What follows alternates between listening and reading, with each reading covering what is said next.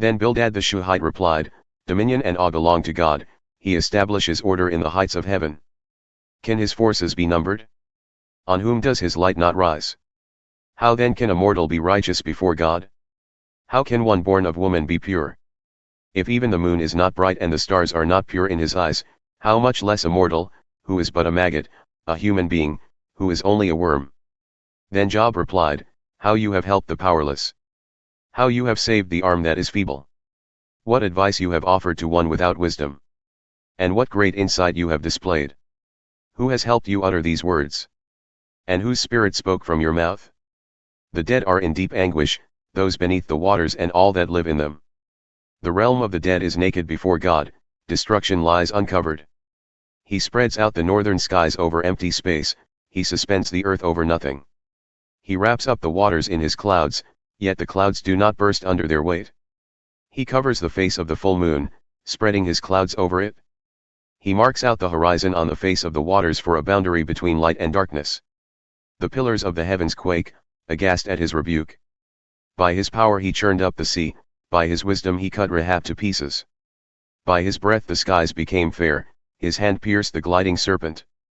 And these are but the outer fringe of his works, how faint the whisper we hear of him. Who then can understand the thunder of his power?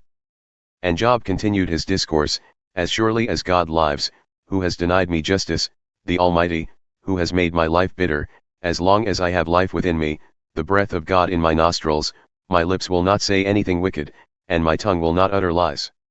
I will never admit you are in the right, till I die, I will not deny my integrity. I will maintain my innocence and never let go of it, my conscience will not reproach me as long as I live. May my enemy be like the wicked, my adversary like the unjust. For what hope have the godless when they are cut off, when God takes away their life? Does God listen to their cry when distress comes upon them? Will they find delight in the Almighty? Will they call on God at all times? I will teach you about the power of God, the ways of the Almighty I will not conceal. You have all seen this yourselves. Why then this meaningless talk? Here is the fate God allots to the wicked, the heritage a ruthless man receives from the Almighty, however many his children, their fate is the sword, his offspring will never have enough to eat. The plague will bury those who survive him, and their widows will not weep for them. Though he heaps up silver like dust and clothes like piles of clay, what he lays up the righteous will wear, and the innocent will divide his silver. The house he builds is like a moth's cocoon, like a hut made by a watchman.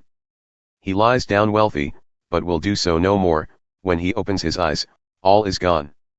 Terrors overtake him like a flood, a tempest snatches him away in the night. The east wind carries him off, and he is gone, it sweeps him out of his place.